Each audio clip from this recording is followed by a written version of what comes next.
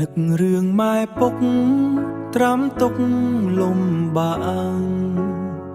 ហត់មិនសម្រានេះហើយឬឆាជីវិតអ្នកខ្សត់កូនតូចដល់ធំ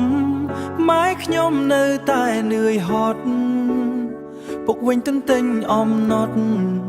សង្កត់ចិត្តអត់ហាស្ដីផ្ទាំងឈើប្រក់ក្បឿងចាំរឿងអតីតកត់ត្រារឿងពិតដំណើរជីវិតងងឹតរាំស្មៃជួយកូនឲ្យរៀនមិនហ៊ានត្អូញត្អែរឿងអ្វីព្រះរូបកូនប្រុងកូនស្រីរស្មីក្រដំបូលផ្ទាំងកូនរៀនចប់ហើយពុកម៉ែអើយឈប់បារម្ភល្អដូចតែលោករៀបចំសុខុមក្រោមលុបទេជាកូនគ្រប់គ្នាវន្ទាក្រាបថ្វាយសំពះបាតជើងទាំងគូអង្គព្រះដែលរាំងបំភ្លឺជីវិតឥឡូវដល់ពេលដែលកូនតបស្នង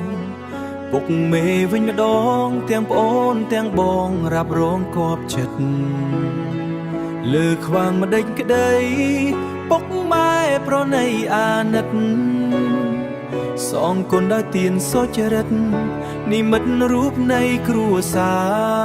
រកូនរៀនចប់ហើយពុកម៉ែអើយឈប់បារម្ភល្អដូចដែលលោករៀបចំសុខុមក្រោមលុបទេជាកូនគ្រប់គ្នាវន្ទាក្រាបថ្វាយសំពះបាតជើងទាំងគូអង្គព្រះដែលរាំងបំភ្លឺជីវិត